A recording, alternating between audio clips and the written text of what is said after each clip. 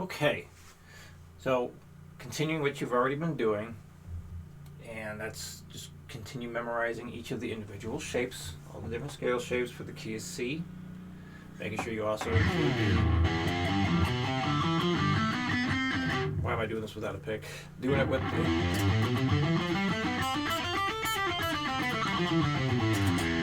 the open E Phrygian shape as well.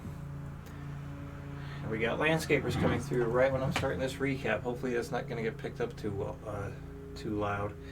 Anyway, so big thing we talked about yesterday was practicing the modes starting on A, and when doing the drone, or practicing over that drone backing track, thinking about like, well, what mode are you really using, and how to make it sound like that mode. So I think like Ionian is a pretty simple one. It's like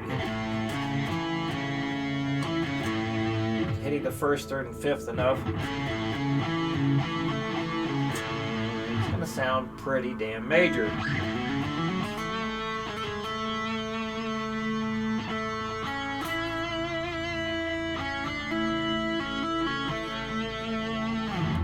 Making it sound minor, the Aeolian, just hitting the first and the flat third.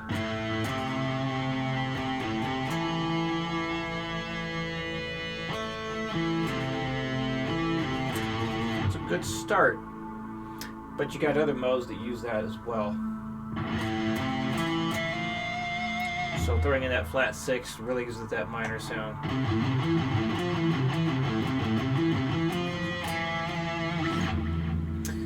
Back to the Ionian. Well, Lydian and Mixed Lydian also share the 1-3-5. To really make it stand out, throw that Lydian, throw in that sharp 4.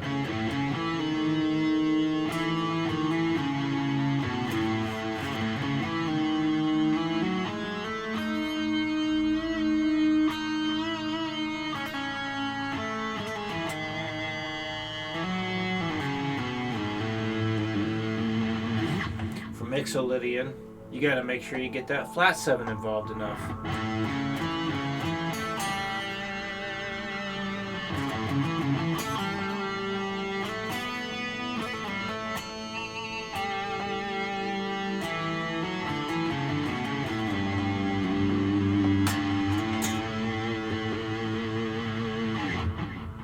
Then go between your Aeolian and the Dorian. So remember, the Aeolian, getting that flat 6 really makes it sound Aeolian, but the Dorian, we want that natural 6 or the major 6.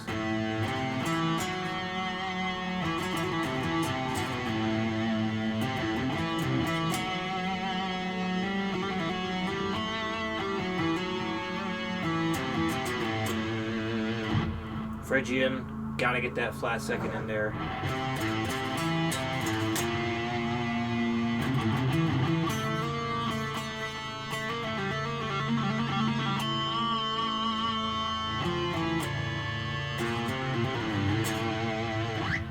To get that Locrian sound, gotta get that flat 5.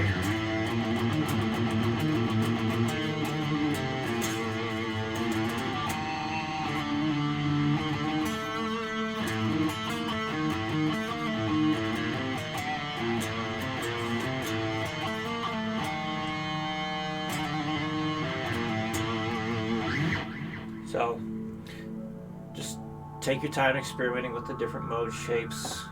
Try and focus on the intervals that make the mode unique from the Ionian mode. And no need to try and play crazy fast stuff. In fact, putting a lot of space between your notes is a great idea. Speaking of, let's use the backing track I sent you yesterday. The Slow Rock Blues backing track in A minor.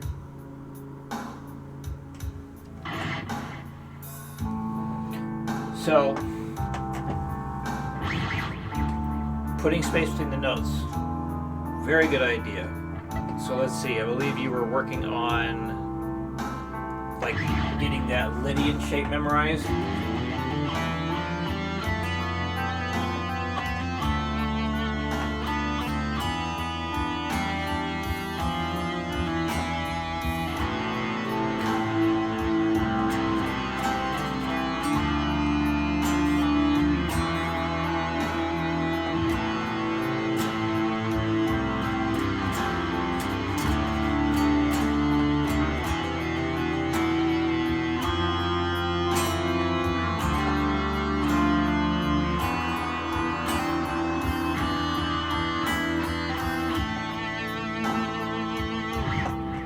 simply just putting space and like rhythmic variation from the notes, I feel helps things sound less scale-like.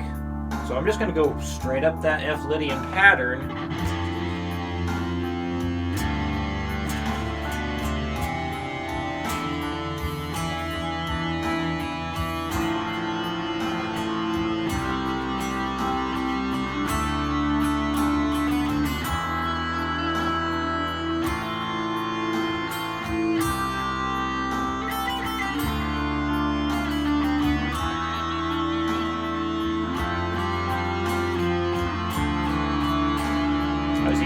Notes more than once.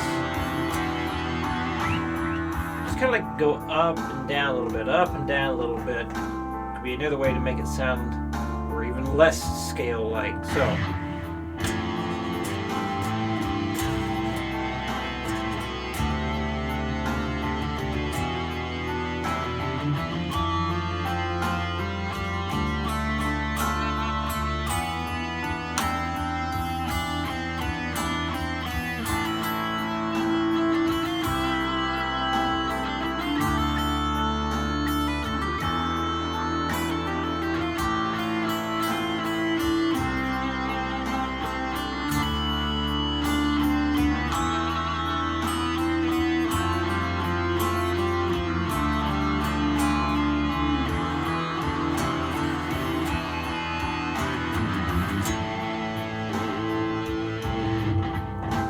So I basically was thinking like I'm gonna slowly climb up and then slowly come down, but just kind of like, let's say like this is the start and this is the end. It was kind of like, oh, I'm gonna kind of do this, just, you know, kind of up and down a little bit, up and down a little bit until I get to the very end, and then start doing it the other way, just up and down a little bit, up and down a little bit. So instead of going, we got this back and forth kind of thing going on there. So. I think you're also working on that G Mixolydian shape. So same idea here.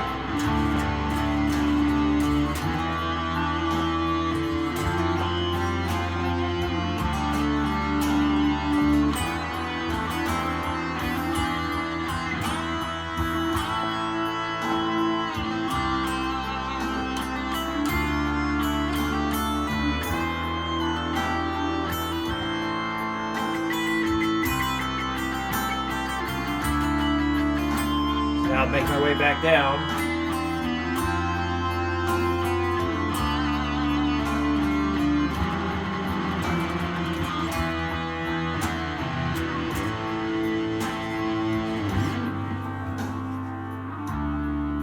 So that track's almost done there. I'm going to put on another one.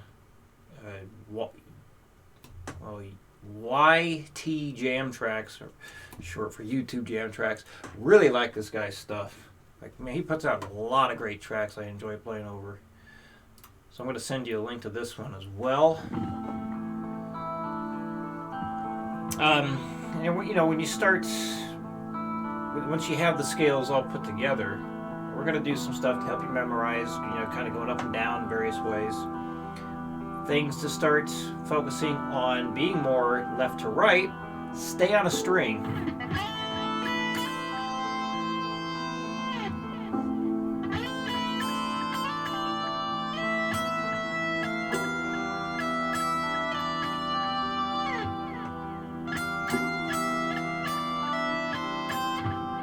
Actually, looking at this one, I forgot, he throws in an E7 on this track, which actually makes it A harmonic minor. Let me grab a different one. This one might be better.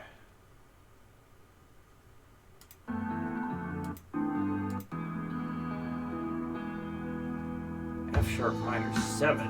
Ugh.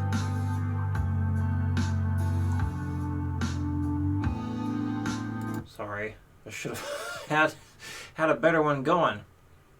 I mean, it's certainly possible. Dark. Okay, this one, please just have regular chords. Perfect. Perfect. Okay. Anyway, the idea is staying on just one string.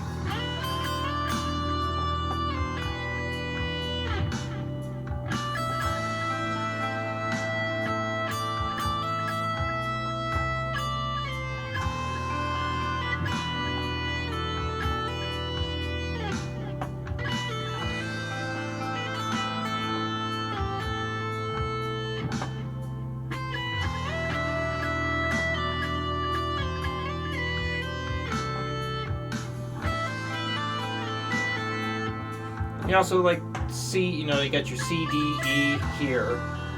Well, think about like skipping some notes too, so you don't always have to be going in order, even if you are kind of going back and forth like that. Skip notes.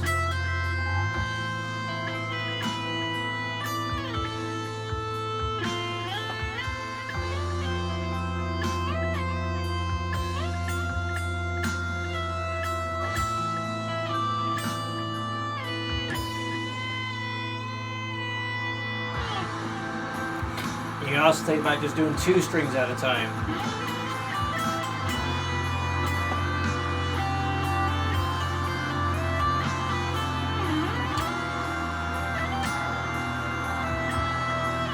But really put those spaces between the notes.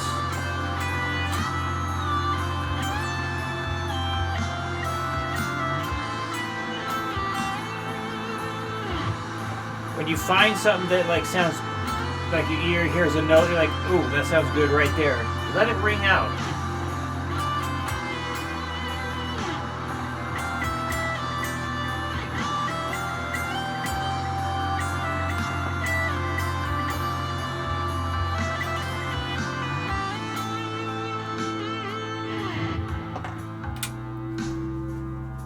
So, there we go. Hopefully that gives you some ideas, some things to think about when you practice your improv this week. And yeah, just like Sunday, or like maybe Sunday when if you feel more fresh, you want to make your improv video then and send that over. That'd be great. Or right before we meet, if you want to make the video, send it over. That works too. So. Usually like the day before or the day of, probably the best time to do it after you have, a good week of practice. Remember, if you play something that you really like, you kind of stumble upon a lick, you're like, oh, that was really cool. Do it a bunch. Do it a bunch. Do it a bunch. Do it a bunch. Like 10 plus times in a row. Like get it ingrained in your subconscious. So this way you can call upon it again and again. And so much of guitar solo is really just like just think of it like you got 20 licks in your personal lick library, and you just kind of pick which one you want to throw in here and there. And that's a lot of it. That's a lot of it. So, if you have any questions with all these ideas, please let me know, and I will see you again next week.